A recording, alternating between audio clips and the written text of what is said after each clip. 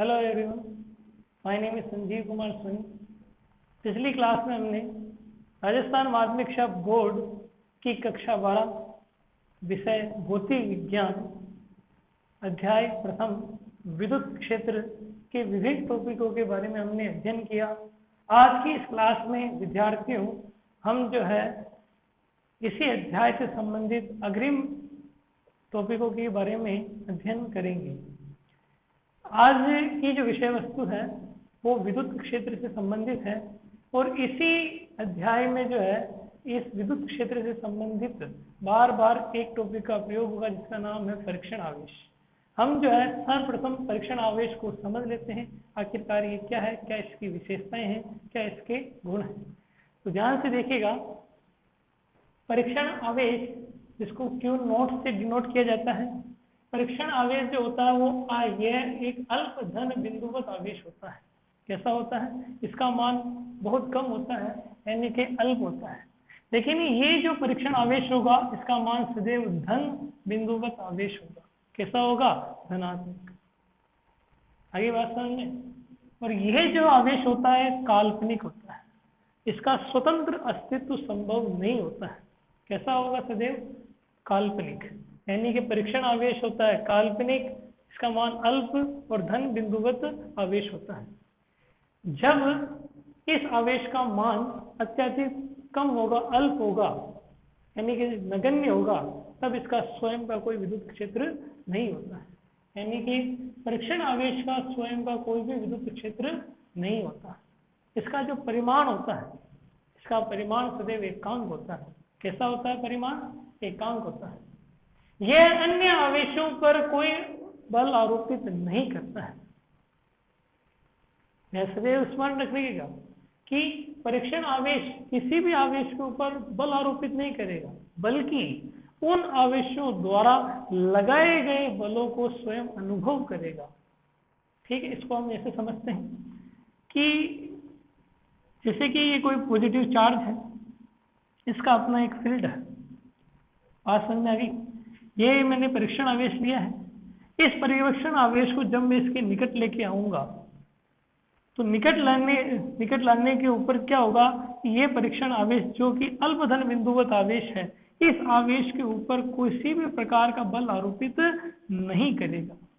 परंतु ये जो आवेश है, जो वास्तविक आवेश है, ये जो आवेश है इस परीक्षण आवेश के ऊपर अपना बल आरोपित करेगा, जिसे ये परीक्षण आवेश क्या करेगा? अनुभव करेगा।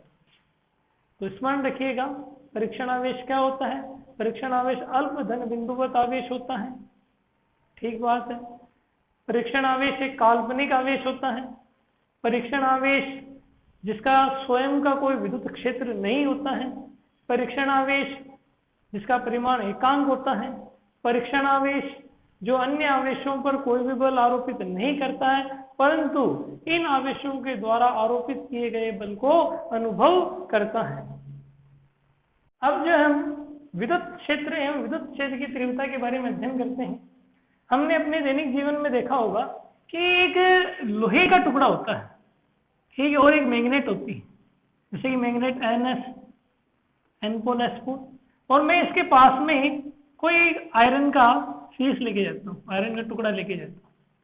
ठीक है, अब देखिएगा आप, इन दोनों के बीच में ये डिस्टेंस जो R है, इसका मान जितना कम होगा तो ये क्या करेगी? मैग्नेट अपने चुंबकीय बल के द्वारा इस आयरन को अपनी ओर प्रबलता से क्या करेगी? आकर्षित करेगी।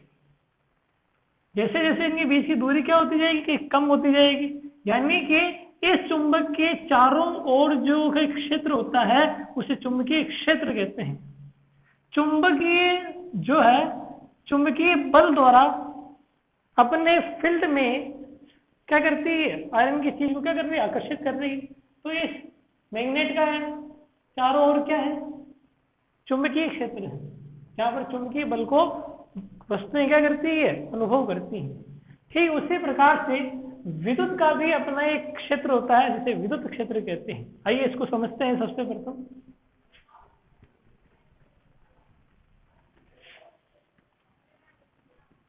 माना कि कोई एक चार्ज है जिसका ये क्या है? एक फील्ड है। क्या है? ये एक आवेश का क्या है? फील्ड है।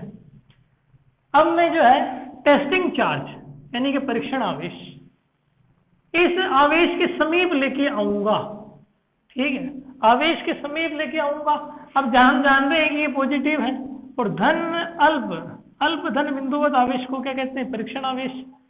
समान प्रकृति के आवेश एक दूसरे को क्या करेंगे, प्रतिकर्षित करेंगे, यानी कि इस आवेश द्वारा इस परीक्षण आवेश के ऊपर क्या आरोपित किया जाएगा, कूलामी बल आरोपित किया जाएगा, ठीक है।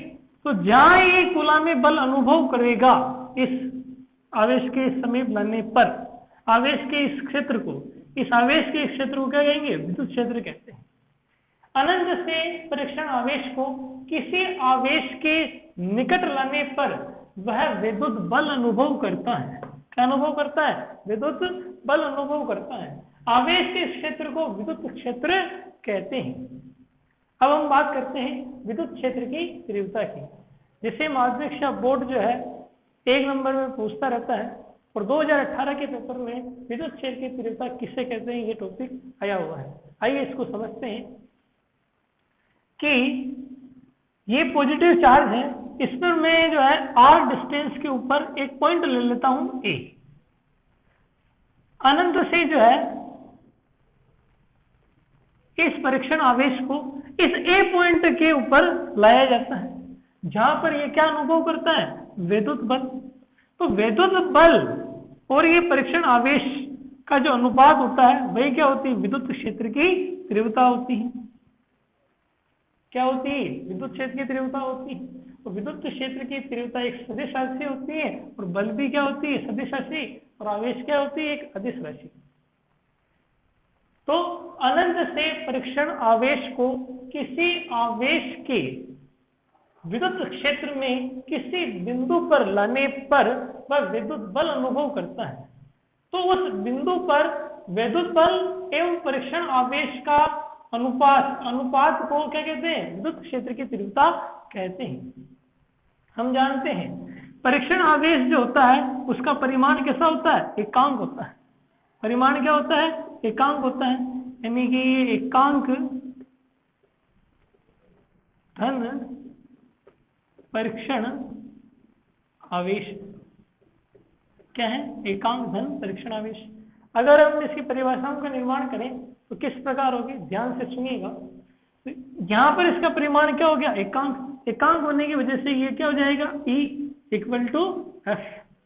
क्या हो जाएगा, E इक्वल टू F, जिससे क्या होगा कि किसी आवेश के विद्युत क्षेत्र में किसी बिंदु पर परीक्षण आवेश, एकांक धन परीक्षण आवेश पर लगने वाला बल विद्युत क्षेत्र की तीव्रता के बराबर होता है।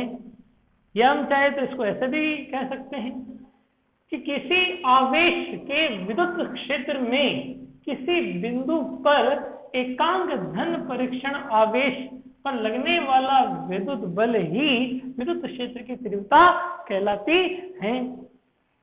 अब जो है हम इसके फॉर्मूले को इस प्रकार भी लिख सकते हैं, ध्यान से देखिएगा। विद्युत क्षेत्र की तीव्रता E बराबर लिमिट, ठीक है, Q नॉट टेंस टू 0, और ये हो जाएगा F अपॉन Q नॉट। यहां आप देखिएगा, यहाँ लिमिट लेने की आवश्यकता क्यों है हमारे पास से, क्योंकि हम जानते हैं परीक्षण आवेश का स्वयं का कोई विद्युत क्षेत्र नहीं होता है और इसका विद्युत क्षेत्र परिवर्तित ना हो, चेंज ना हो, और इस विद्युत क्षेत्र की तीव्रता का मान शुद्ध प्राप्त हो, इसलिए यहाँ पर क्या ली गई, लिमिट ली गई। हम जो है इसकी मात्रक की बात करें, इसकी बात करें मात्रक, इसका मात्रक क्या होगा, विद्युत क्षेत्र की तीव्रता का। फोर्स का मात्रक होता है न्यूटन और आवेश का मात्रक क्या होता है, कूलाम। या हम इसको ऐसे भी लिख सकते हैं वोल्ट प्रति मीटर। ये कब आएगा वोल्ट प्रति मीटर, जब हम जो है अग्रिम चैप्टर पढ़ेंगे तब वहां पर क्या होगा, E बराबर माइनस dV अपॉन dr, यानी कि विभव बटा डिस्टेंस यानी कि दूरी, तब ये हो जाएगा वोल्ट प्रति मीटर। ठीक बात है। अब बात कर लेते हैं इसकी विमा की। इसकी विमा क्या होगी, ठीक है, फोर्स की विमा क्या होती है, M1 L1 और T-2, और हमने आवेश की विमा पिछली क्लास में पता की है, क्या होती है, A1 और P1। अब बताइए इसकी विमा क्या हो जाएगी, M1 का M1, L1 का L1 और T1 -2, T-2, और ये T1 ऊपर जाने के बाद में हो जाएगा T-3, और A ऊपर जाने के बाद में क्या हो जाएगा, A-1। इस प्रकार विद्युत क्षेत्र की तीव्रता की जो विमा होती है वो होती है M1, L1, T-3 और A-1। अब बात कर लेते हैं कि विद्युत क्षेत्र की दिशा क्या होगी। विद्युत क्षेत्र की दिशा क्या होगी, एक चीज का ध्यान रखना, विद्युत क्षेत्र की तीव्रता की दिशा अपने को पता करनी है। विद्युत क्षेत्र जो होता है, विद्युत क्षेत्र जो होता है कि किसी माध्यम के प्रत्येक बिंदु पर, जो प्रत्येक बिंदु होते हैं, इन प्रत्येक बिंदु के ऊपर क्या होगा, जब विद्युत क्षेत्र की तीव्रता का मान समान होगा, कैसा होगा, मान समान होगा, तो उसको कहेंगे एक समान विद्युत क्षेत्र। क्या कहेंगे अपन, एक समान विद्युत क्षेत्र। यदि एक समान विद्युत क्षेत्र में कोई धन आवेश उपस्थित नहीं है, धन आवेशित कण है, तो उस एक समान विद्युत क्षेत्र में स्थित धन आवेशित कण पर लगने वाला जो विद्युत बल होगा, उस विद्युत बल और उस विद्युत क्षेत्र की तीव्रता एक दूसरे के कैसे होगी, समदिश होगी, यानी कि समान दिशा में होंगे। ई और एफ की डायरेक्शन कैसी रहेगी, सेम। या फिर हम जो है एक समान विद्युत क्षेत्र के अंदर कोई मान लीजिए कि ऋणावेशित कण उपस्थित है, तो ऋणावेशित कण के ऊपर लगने वाला जो विद्युत बल होगा उसकी डायरेक्शन और विद्युत क्षेत्र की तीव्रता की डायरेक्शन एक दूसरे के कैसी होगी, अपोजिट होगी। तो एक दूसरे कैसे, विपरीत है। तो कौन सी दिशा में है, विपरीत। ये कौन सी दिशा में है, समदिश दिशा में। अब हम जो है बिंदु आवेश के कारण विद्युत क्षेत्र की तीव्रता, यानी बिंदु आवेश के कारण विद्युत क्षेत्र की तीव्रता का मान किस प्रकार प्राप्त होगा, आइए हम इसके बारे में पढ़ते हैं। कि कोई एक पॉइंट है ए, ठीक है, जिस पर क्या है, पॉजिटिव चार्ज विद्यमान है। इस ए पॉइंट से स्मॉल आर डिस्टेंस पर, इस स्मॉल आर डिस्टेंस पर कोई एक पी पॉइंट है, ठीक है। इस पी पॉइंट पर अनंत से परीक्षण आवेश को लाकर इस पी पॉइंट के ऊपर रख दिया गया है। हम जानते हैं परीक्षण आवेश की जो प्रवृत्ति होती है वो कौन सी होती है, धनात्मक, और ये भी कौन सी प्रवृत्ति का है, धनात्मक प्रवृत्ति का। तो इस प्रबल आवेश के कारण इस दुर्बल आवेश के ऊपर क्या लगेगा, फोर्स लगेगा। कौन सा, कूलॉमिक बल लगेगा, विद्युत बल लगेगा।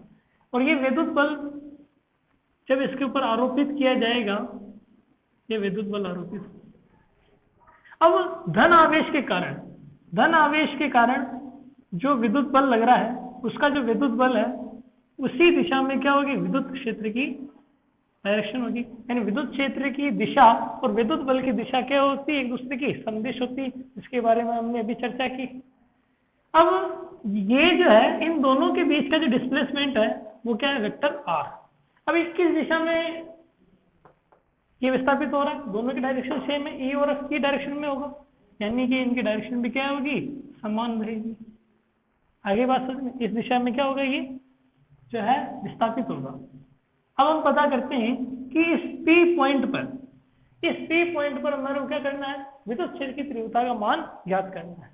सर्वप्रथम जो है हम जो है प्लस क्यू आवेश के कारण इस पी पॉइंट पर विद्युत बल का मान ज्ञात करते हैं, यानी कि पी पॉइंट पर आरोपित विद्युत बल किसके कारण, प्लस क्यू आवेश के कारण इस पी पॉइंट पर विद्यमान परीक्षण आवेश क्यू नोट पर लगने वाला विद्युत बल है। आगे बात समझ में, विद्युत बल के बारे में हम पढ़ चुके हैं। इसका फॉर्मूला क्या था अपने पास में, F बराबर 1/4 pi epsilon naught Q1 Q2 upon R square, क्योंकि ये सदिश रूप में है यहाँ जाएगा यूनिट वेक्टर R के। अब यही मान हमारे को यहाँ पुटअप करना, फोर्स वेक्टर, ठीक है, ये हो जाएगा 1/4 pi epsilon note into यहाँ Q1 का मतलब क्या है, पॉजिटिव चार्ज, यानी कि Q इंटू Q2 का मतलब क्या है, Q0, तो ये आ गया Q0। इन दोनों के बीच की रेडियस क्या है, R का स्क्वायर इंटू इनके जो है यूनिट वेक्टर क्या हो जाएगा, R के। हमारे पास में ये क्या आ गया, किसका मान आ गया, विद्युत बल। देखिए हमें क्या ज्ञात करनी है, विद्युत क्षेत्र की तीव्रता कौन से पॉइंट पर, P पॉइंट पर। अब हम ज्ञात करेंगे P पॉइंट पर विद्युत क्षेत्र की तीव्रता। तीव्रता ज्ञात करेंगे, तीव्रता का फॉर्मूला होता है E बराबर F अपॉन Q0, यही होता है। और इस फोर्स का मान हमारे पास मिलेगा इसी इक्वेशन फर्स्ट से, तो हम यहाँ लिख देंगे बाई इक्वेशन फर्स्ट। जब ये मान हम पुटअप करते हैं, देखिए क्या होगा, E बराबर ये हो जाएगा, F का मान क्या आ रहा है, ये आ रहा है, ये हो जाएगा 1/4 pi epsilon not into Q not upon R square into R के, ये हो जाएगा हमारे पास में अपॉन Q0, कैंसिल आउट हो रहा है Q0 से, Q0 कैंसिल आउट। विद्युत क्षेत्र की तीव्रता का फॉर्मूला हमारे पास में निकल करके आता है क्या, 1/4 pi epsilon not Q upon R square into R के। ये हमारे पास में प्राप्त हो गया विद्युत क्षेत्र की तीव्रता, यानी बिंदु आवेश के कारण विद्युत क्षेत्र की तीव्रता का फॉर्मूला होता है E vector equal to 1/4 pi epsilon not into Q upon R square into R के। इससे एक बात स्पष्ट होती है हमारे सामने, ध्यान से देखिएगा विद्यार्थियों, कि जो है विद्युत क्षेत्र की जो तीव्रता होती है वो दूरी के वर्ग के व्युत्क्रमानुपाती होती है। आगे बात समझ में, यानी कि दूरी का मान जितना कम होगा विद्युत क्षेत्र की तीव्रता उतनी ही अधिक होगी। यदि दूरी का मान बढ़ेगा, दूरी का मान बढ़ेगा, विद्युत क्षेत्र की तीव्रता क्या हो जाएगी, कम हो जाएगी। अगर हम जो है E व R के बीच में ग्राफ खींचे तो ग्राफ किस प्रकार प्राप्त होगा, ध्यान से देखना। और ये हमारे पास में क्या हो जाएगा, R के बीच में, तो इसका ग्राफ हमारे पास में इस प्रकार प्राप्त होगा। आगे बात समझ में,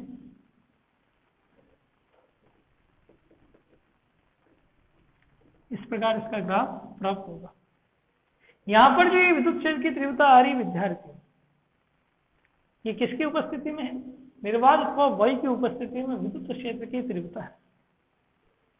मान लीजिए कि ये बिंदु आवेश जो है एप्सिलॉन R पराविद्युतांक की उपस्थिति में हो, तब विद्युत क्षेत्र की तीव्रता का मान क्या होगा। आइए याद करते हैं कि ऐसी स्थिति आने पर विद्युत क्षेत्र की तीव्रता का मान क्या होगा। देखिएगा, हम जानते हैं कि E जब मीडियम उपस्थित है, एप्सिलॉन R पराविद्युतांक का माध्यम है, तब इसकी विद्युत क्षेत्र की तीव्रता क्या होगी, ये होगी 1/4 pi epsilon into Q upon R square into R के। ये कौन सी है, माध्यम की उपस्थिति में, मीडियम की उपस्थिति में विद्युत क्षेत्र की तीव्रता है। क्योंकि हम एक चीज जानते हैं कि एप्सिलॉन जो होता है वो क्या होता है, epsilon not into epsilon R, ये हमने पढ़ा हुआ है। जब इसको हम यहाँ पुटअप करेंगे तो क्या आएगा, EM 1/4 pi epsilon not into epsilon R, ये हो जाएगा Q upon R square into R के। अब आप ये देखिए कि ये 1/4 पाई एप्सिलॉन नॉट, ये पूरा Q upon R square into R के, ये किसकी वैल्यू है, ये निर्वात अथवा वायु की उपस्थिति में, निर्वात अथवा वायु की उपस्थिति में विद्युत क्षेत्र की तीव्रता का मान है। जब ये मान यहाँ पुटअप हो जाएगा तब हमारे पास में इसका फॉर्मूला क्या आएगा, देखिएगा, ये हो जाएगा EM इक्वल टू E, ये लास्ट में बच जाएगा epsilon R, which is most important. ठीक है, बहुत ही इंपोर्टेंट फॉर्मूला है ये। इस फॉर्मूले की सहायता से जब हम संधारित्र कैपेसिटर पढ़ेंगे तो ये वहाँ बहुत ही ज़्यादा काम आएगा और ये न्यूमेरिकल के दृष्टिकोण से भी बहुत ही महत्वपूर्ण है। अगर हम निर्वात अथवा वायु की विद्युत क्षेत्र की तीव्रता यहाँ से प्राप्त करें तो हमारे पास में क्या आएगी, ये हो जाएगा ई एम इंटू एफ सैलेंस आर। आगे बात समझ में, यानी कि ई एम जो होता है जब एफ सैलेंस आर का मान इन परावर्तितांक 1 से अधिक है तो ई एम जो होगा वो कम होगा किससे, ई से। यानी कि माध्यम की उपस्थिति में विद्युत क्षेत्र की तीव्रता का मान निर्वात अथवा वायु की उपस्थिति में विद्युत क्षेत्र की तीव्रता से सदैव क्या होता है, कम होता है। यही हमने कहा देखा था इसमें विद्युत बल में। विद्युत बल में भी एक ये कंडीशन अपने पास में आई थी। विद्युत बल जो है पराविद्युत माध्यम की उपस्थिति में क्या होता है, निर्वात अथवा वायु की अपेक्षा सदैव क्या होता है, कम। ये दोनों ही कंडीशन आपको सदैव स्मरण रखनी है, ध्यान रखना है। अब हम जो है आवेशों के निकाय के कारण विद्युत क्षेत्र की तीव्रता के बारे में अध्ययन करेंगे। ध्यान से देखिएगा, हमने 11वीं क्लास में निर्देश तंत्र के बारे में पढ़ा है, उसी का ही प्रयोग करते हैं कि ये एक निर्देश तंत्र है। ध्यान से देखिएगा, एक्स एक्स ये ओरिजिन पॉइंट, वाई एक्स और ये जेड एक्स, ठीक है। इसी निर्देश तंत्र के अंदर कोई एक पी पॉइंट है। कौन सा पॉइंट है, पी पॉइंट है, जिस पर अनंत से परीक्षण आवेश को लाकर के इस पी पॉइंट पर मैंने फिक्स कर रखा है।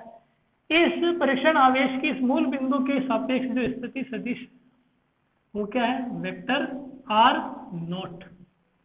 आगे बात समझिए, क्योंकि ये आवेशों का निकाय है, इसमें और भी आवेश है। तो लेते हैं चलिए कि Q1 आवेश, इस Q1 आवेश जो है के कारण इस Q0 आवेश पर यानी इस P पॉइंट पर विद्युत बल लगने की वजह से जो विद्युत क्षेत्र की दिशा होगी वो कुछ इस प्रकार होगी, जिसका नाम होगा E1 वेक्टर। आगे बात समझिए, कौन सी दी होगी, E1 वेक्टर। मान लीजिए कि ये Q2 चार्ज, इस Q2 चार्ज के कारण इस Q0 पर विद्युत बल लगेगा, जिसकी दिशा विद्युत क्षेत्र की तीव्रता की दिशा के सदिश होगी। वो क्या होगी, E2 वेक्टर। आगे बात सुनिए, इसी प्रकार ये चलता हुआ कहां तक आएगा, Qn तक आएगा। कहां तक आएगा, Qn तक।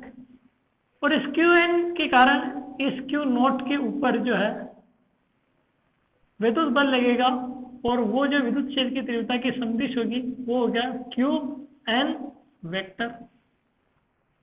आगे बात समझ।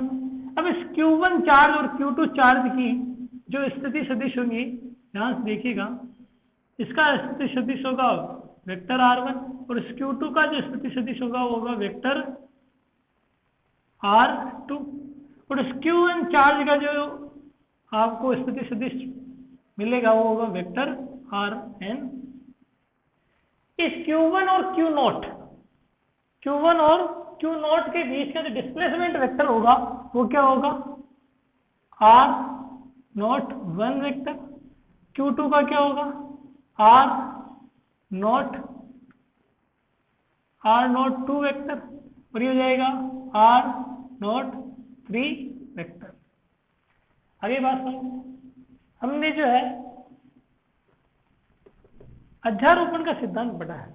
जब अपन ने विद्युत बलों के बारे में पढ़ा था, वो आवेशों के निकाय के कारण परिणामी बल निकाला था, तब हमने अध्यारोपण का सिद्धांत लगाया था। वही अध्यारोपण का सिद्धांत का प्रयोग हमारे को यहाँ पर करना है।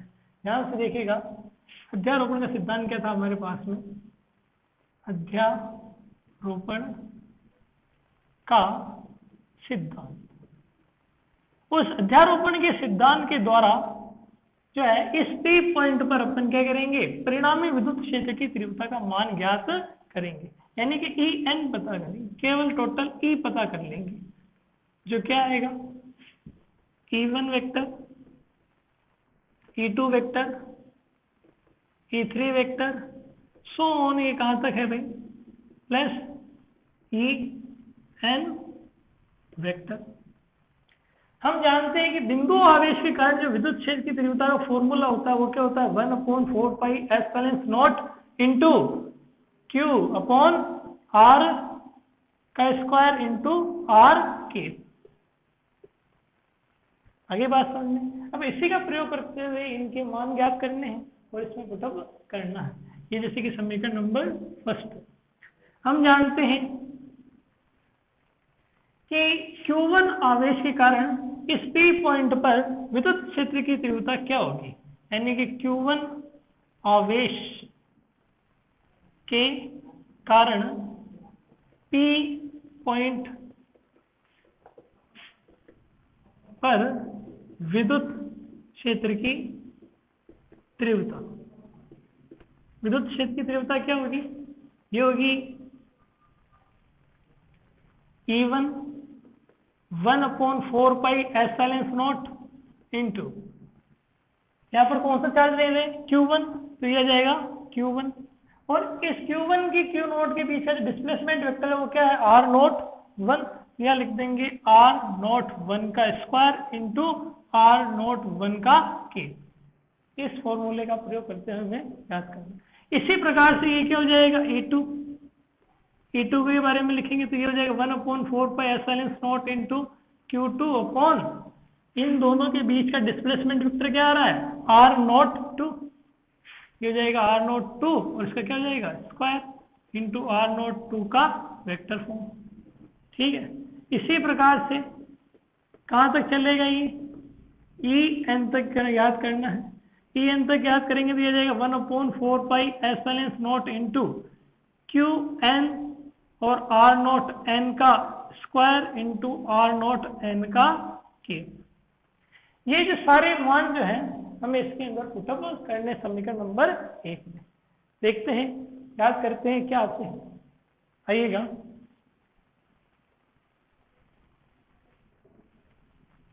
ये हमारे पास में आएंगे E इक्वल टू, पहले का मान जो आ रहा है वो रखते हैं, वो आ रहा है 1/4 pi epsilon not into Q1 upon R not 1 का स्क्वायर इंटू R नॉट 1 का के। इसी प्रकार 1/4 pi epsilon not into Q2 upon R not 2 का स्क्वायर इंटू R नॉट 2 का के। सो ऑन कहाँ तक लेना अपने को, यहाँ तक लेना है। ठीक है, ये वाली कंडीशन जो है यहाँ पुटअप करनी है।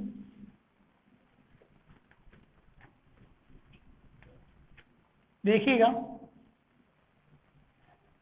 यहाँ पर ये हो जाएगा Qn अपॉन, यहाँ ये हो जाएगा 1/4 pi epsilon not into Qn upon ये हो जाएगा R नोट n का square into R note n का के। अब इस पूरी टर्म में आप देखिए कॉमन क्या है, कॉमन हमारे को मिल रहा है E नोट बराबर 1/4 पाई एप्सिलॉन नॉट, अंदर क्या शेष रह रहा है, Q1 R नोट 1 का स्क्वायर, ठीक है, R नोट 1 का के। यहाँ पे क्या बच रहा है अपने पास में, Q2 R नोट 2 का स्क्वायर इंटू R नोट 2 का के। ये कहाँ तक है, so on Qn upon R note n का square into R note n का के। अब हमें क्या करना है, इस पूरी टर्म को जो है, ये जो बीजगणितीय योग हो रहा है इसको समेशन से डिनोट करना है, एक रूप में लेके आना है, सरलीकृत करना है। ये हो जाएगा E के यानी 1/4 पाई एप्सिलॉन नॉट, इन सब का क्या करेंगे, बीजगणितीय योग करेंगे, यानी कि समेशन का फॉर्मूला, क्या क्या समेशन, हाँ जी। अब जो लास्ट टर्म आ रही है वो लिखेंगे, क्या आ रही है अपने पास में, Q, ठीक है, R का स्क्वायर और R। यहाँ देखिएगा कि कहाँ से स्टार्ट है, इसका मान 1 2 यानी 1 से स्टार्ट होते हुए लास्ट तक कहाँ जा रहा है, n तक, यानी कि I का मान जो स्टार्ट है 1 से स्टार्ट है, और I का मान कहाँ तक है हमारे पास में, n तक है, कहाँ तक है, n तक। तो Q1 चार्ज की स्टार्टिंग हो रही 1 से लास्ट है n तक, तो यहाँ हम क्या लिख देंगे I, ठीक है। और ये नॉट, ये हो जाएगा आई, और ये हो जाएगा नॉट आई, और ये हो जाएगा इसका के। यानी कि आई का मान 1 से तो प्रारंभ है तो लास्ट कहाँ तक, एन तक। जब ये कंडीशन इसमें अप्लाई करेंगे तो हमारे को वापस ये टर्म प्राप्त हो जाएगी। अब हम एक चीज अच्छे से जानते हैं एकांक सदिश के बारे में। इसके बारे में एकांक सदिश, एकांक सदिश में हमने पढ़ा है कि आर केप जो होता है वो क्या होता है, vector R upon modulus R. ये अगर हम इसमें अप्लाई करेंगे तो क्या प्राप्त होगा, E vector 1/4 pi epsilon naught into sigma i का मान जो है 1 से लेकर कहाँ तक है, एन तक। ये हो जाएगा Q I upon R naught I. अब देखिए यहाँ पर भी ये आर है, यहाँ पे भी ये आर है, तो ये इसका क्या हो जाएगा क्यूब, और ये हो जाएगा आर नॉट आई का सदिश रूप, क्योंकि हमने जो एकांक सदिश को यहाँ पर अप्लाई किया है। और इस प्रकार जो है हमें आवेशों के निकाय के कारण विद्युत क्षेत्र की तीव्रता का परिणामी मान प्राप्त हो जाएगा।